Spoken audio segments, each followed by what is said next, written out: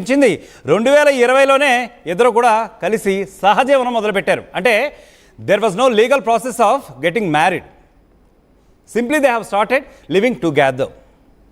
సహజీవనం మొదలుపెట్టారు. ఇంకేముంది, సర్వసాధారణంగానే సహజ సిద్ధంగానే ఆ అమ్మాయి గర్భం దాల్చింది.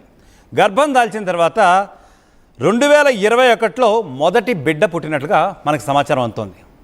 మొదటి బిడ్డ పుట్టిన తర్వాత అప్పుడు ఆవిడికి తెలిసింది ఏంటంటే సమాజం ఏముంటుందో, మనం ఇంకా పెళ్లి కూడా చేసుకోలేదు, ఇంకా చుట్టుపక్కల వాళ్ళందరూ కూడా ఏమనుకుంటారు, ఎందుకంటే ఒకే చోట సహజీవనం చేయడం మొదలుపెట్టారు. చుట్టుపక్కల నైబర్స్తో చాలా పరిచయాలు ఏర్పడ్డాయి. వీళ్ళందరూ కూడా ఏమంటారో, వీళ్ళకి అనుమానం వస్తుందేమో అని చెప్పేసి సహజీవనం చేస్తున్నాం, లివింగ్ రిలేషన్లో ఉన్నామని తెలుసు, అయినప్పటికీ పెళ్లి చేసుకోబోతున్నాం అని చెప్పి చుట్టుపక్కల వాళ్ళని వాళ్ళు నమ్మించారు. వాళ్ళిద్దరూ కూడా సమీప బంధువులే అని చెప్పి చెప్పారట. పెళ్లి చేసుకోబోతున్నాం త్వరలో ఇట్లా కొంతకాలం, అంటే అఫ్కోర్స్ కొంతకాలం కాదనుకోండి, చాలా కాలం నుంచి ఒక 3-4 ఏళ్ళ పాటు నెట్టుకుంటూనే వచ్చారు. ఇక ఆ తర్వాత జరిగింది ఏంటంటే ఆమె గర్భం దాల్చిన తర్వాత సో ఆబ్వియస్గా సహజ సిద్ధంగా, ఎందుకంటే స్వాభావికంగా పొట్ట ఎత్తుగానే కనిపిస్తూ ఉంటుంది. సో చుట్టుపక్కల నైబర్స్ అందరూ కూడా రైట్ గర్భం దాల్చిందా అని చెప్పి కొంత అనుమానం అయితే వచ్చింది. అయినా మనకెందుకు లేని ఆ పక్కన ఉన్నటువంటి ఒక నైబర్, ఒక ఆవిడ చూసి చూడనట్లుగా వదిలేసింది. సరే, ఇది ఒక యాంగిల్, దీని గురించి తర్వాత చెప్తాను. ఇప్పుడు జరిగింది ఏంటంటే ఆ అమ్మాయి గర్భం దాల్చిన తర్వాత 2021లో మొదటి బిడ్డని కన్న తర్వాత మనం అసలే చుట్టుపక్కల వాళ్ళందరికీ కూడా పెళ్లి చేసుకోలేదని చెప్పాం. మరి చుట్టుపక్కల వాళ్ళందరూ ఏమనుకుంటారో, మన గురించి తప్పుగా అనుకుంటారు, ఇవన్నీ కూడా అనుకుని ఆ అమ్మాయి ఏం చేసిందంటే ఎప్పుడైతే పుట్టాడో అదే రోజున అతి కర్కశంగా, పాశవికంగా, ఇంకా నిజం చెప్పాలంటే అమానుషంగా, అసలు తల్లేనా అని అనిపిస్తూ ఉంటుంది ఇది వింటూ ఉంటే, ఆ పుట్టిన బిడ్డని గొంతు నులిమి చంపేసి ఇంకా ఏం చేసిందో తెలుసా? ఇదిగో ఈవిడే ఏం చేసింది, తీసుకువెళ్ళి ఇంటి వెనకాల పూడ్చిపెట్టింది.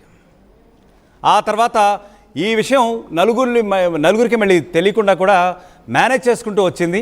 ఆ తర్వాత మళ్ళీ వీళ్ళ సంసారం వీళ్ళు చేస్తూనే ఉన్నారు. అంటే ఇది ఒక రకంగా చెప్పాలంటే ఇల్లీగల్ సంసారమే అని చెప్పచ్చు. సో ఇట్లా చేసుకుంటూనే వస్తున్నారు. మళ్ళీ 2024లో రెండో బిడ్డను కూడా కనేసింది ఇదే క్రమంలో. అయితే ఈవిడ ఎప్పుడైతే ప్రెగ్నెన్సీగా ఉందో డెఫినెట్గా చుట్టుపక్కల వాళ్ళు సాధారణంగా అబ్జర్వ్ చేస్తూనే ఉంటారు. అది మంచి కానివ్వండి, చెడు కానివ్వండి, మనం ఒక విషయం గుర్తుపెట్టుకోవాలి. మన మంచి అయినా చెడైనా చుట్టుపక్కల సమాజం అనేది మనది 1000 కళ్ళతో అబ్జర్వ్ చేస్తూనే ఉంటుంది. మనం ఏదో పిల్లి కళ్ళు మూసుకుని పాలు తాగినట్టుగా మనం ఏదో అనుకుంటూ ఉంటాం, ఎందుకంటే మనం ఎవరో అబ్జర్వ్ చేయట్లేదులే, మనం ఎన్ని అరాచకాలు చేసినా కానీ, ఎన్ని అనాగరికమైనటువంటి పనులు చేసినా కానీ మనల్ని ఎవరో అబ్జర్వ్ చేయలేదులే అనుకుంటూ ఉంటాం, రైట్? కానీ ఎప్పుడు కూడా సమాజం ఒక కంట మనల్ని అబ్జర్వ్ చేస్తుంది అనే దానికి ఒక ఉదాహరణ ఇది.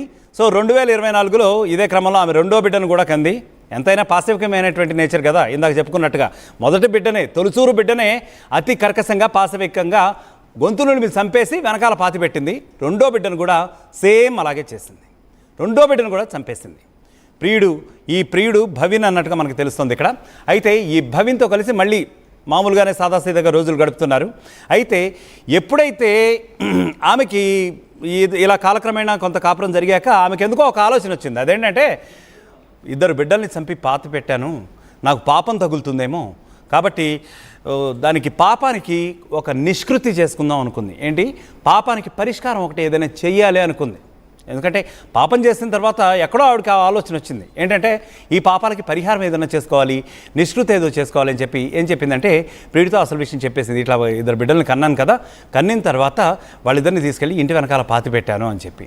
అప్పుడు ప్రియుడు అనుకున్నాడు, అదేంటి సరే ఓకే అని చెప్పి మొత్తానికి అయితే వెళ్ళేసి ఆ బిడ్డల్ని ఎక్కడైతే పాతి పెట్టారో అవి తవ్విన ప్రదేశాన్ని చూసేసిన తర్వాత ఇంకేముంటాయి అక్కడ, అంతకాలం తర్వాత జనరల్గా వాళ్ళ తాలూకు అస్థిపంజరాలు, ఎముకలు మాత్రమే మిగులుతాయి. అవి తీసి అతనికి ఇచ్చింది. అవి తీసేసి దానికి కర్మకాండాలు చేయాలి. మళ్ళీ ఈ శాస్త్రపరమైనటువంటి ఏవైతే ఉంటాయో వీటన్నింటి కూడా ఏం తక్కువ లేదు అతనికి. కర్మకాండాలు చేస్తే ఇప్పుడు చేసినటువంటి మహాపాపం అంతా పోతుందా? అయినప్పటికీ ఆ పాపాలకు నిష్కృతి చేసుకోవాలనుకుందట. అందుకని ఆ ఎముకలు తీసి ఆయన చేతిలో పెట్టిన తర్వాత అతనికి కర్మకాండాలు చేయమని చెప్పి సదరు తల్లి ఉపదేశించింది ఆ ప్రియుడికి. అతను సరేలే అదే పని చేస్తాను అని చెప్పి అవి తీసుకున్నాడు. ఆ అస్థికలు అంటే ఆ ఎముకలు తీసేసుకుని పక్కకు వచ్చిన తర్వాత అప్పుడు అతనికి ఒక చిన్న ఆలోచన వచ్చింది. అదేంటంటే బేసిక్గా ఒకవేళ ఈమె ఇప్పటికే ఇంత ఘాతకం చేసింది ఒక తల్లిగా, సరే మేమిద్దరం కలిసి మంచో చెడో కరెక్టో రైటో మొత్తానికి కాపురం అయితే చేసాం. బట్ తల్లి ఎంత తల్లైనా తల్లే కదా, కానీ పురిట్లోనే ఇంత పిల్లల్ని చంపేసింది. ఇట్లాంటి మనిషి, ఇట్లాంటి ఆడమనిషి ఎంతటి ఘాతుకానికైనా మరి ఒడిగట్టుతుందేమో, ఫ్యూచర్లో నన్ను కూడా వదిలేస్తుందేమో అని ఒక రకమైన పొజెసివ్నెస్ ఫీల్ అయ్యాడు అతను.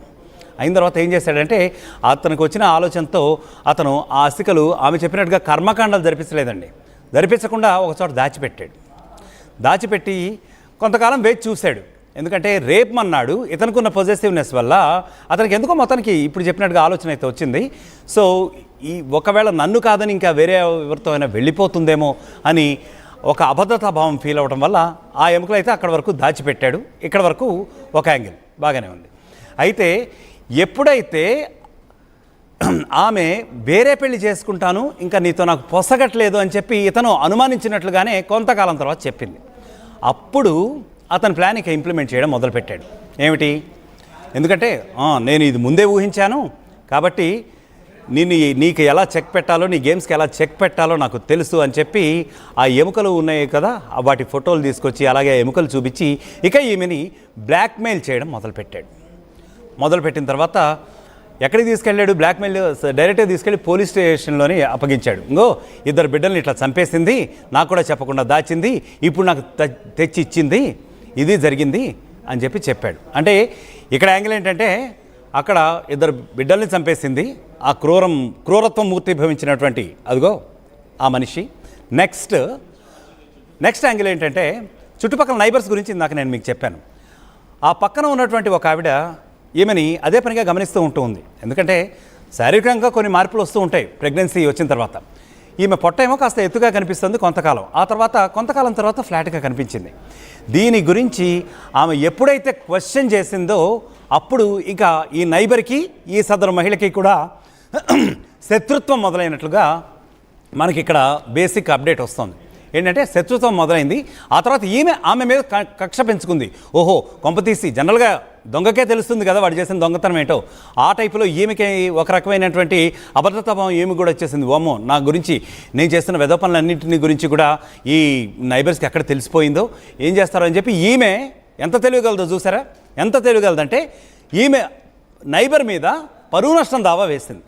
ఏమని అంటే నా గురించి, నా క్యారెక్టర్ గురించి నా పక్క so and so called lady తప్పుగా మాట్లాడుతుంది అని చెప్పి పరువు నష్టం దావా కూడా వేసింది. She has filed a defamation case అని చెప్పి మనకు రికార్డ్స్ చెప్తున్నాయి.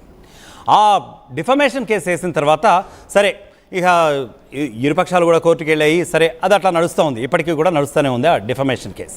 అయితే ఈ లోపల ఈ ట్విస్ట్, నేను చెప్పబోయే ఈ ట్విస్ట్ చోటు చేసుకుంది. నేను పెళ్లి చేసుకుంటానని చెప్పి ప్రియుడికి కూడా షాక్ ఇచ్చేసింది.